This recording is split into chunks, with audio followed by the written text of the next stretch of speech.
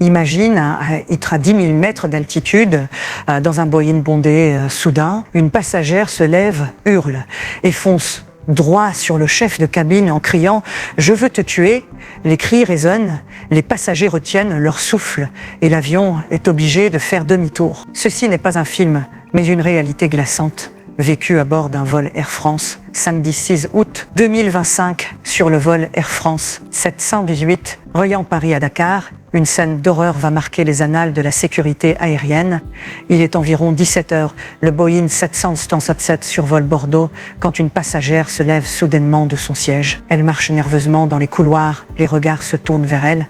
Personne n'imagine encore que quelques secondes plus tard, elle va menacer de mort le chef de cabine. Tout bascule quand elle s'arrête net devant l'équipage. Ses yeux sont fixés sur le chef de cabine et là, elle hurle d'une voix glaçante. « Je veux te tuer ». Avant que quiconque ne réagisse, elle se jette sur lui, tentant de l'étrangler et même de le mordre. Les passagers crient, certains reculent de peur, d'autres se précipitent pour aider. Une lutte s'engage au milieu de la cabine, les bras, les jambes s'agitent, la tension est extrême. Finalement, plusieurs membres d'équipage et voyageurs parviennent à la maîtriser. La femme est immobilisée, confiée à un médecin présent à bord. Mais le danger est tel que les pilotes sont avertis et un mot claque dans les haut-parleurs du cockpit.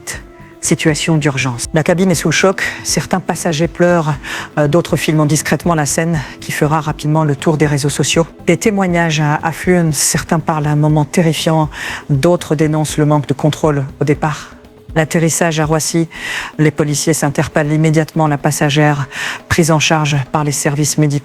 Air France réagit aussitôt dans un communiqué. La sécurité de nos clients et de nos équipages est notre priorité absolue.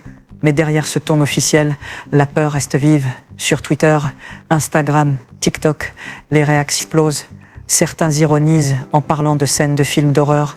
D'autres exigent des mesures plus strictes contre les voyageurs instables. Le débat est lancé et il ne fait que commencer. Cet incident soulève une question vertigineuse.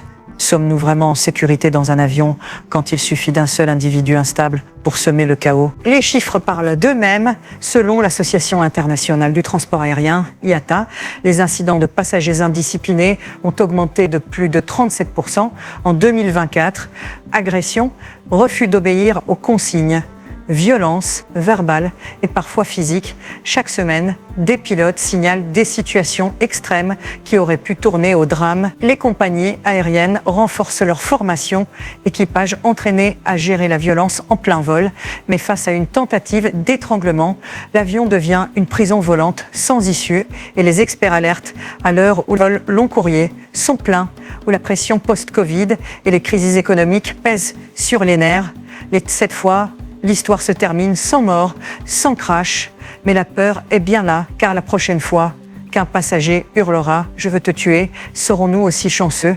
Les passagers du vol Paris-Dakar, eux, n'oublieront jamais cette traversée de la... C'était Monde Plus, l'actualité mondiale sans filtre. Abonne-toi pour plus de vidéos d'actualité.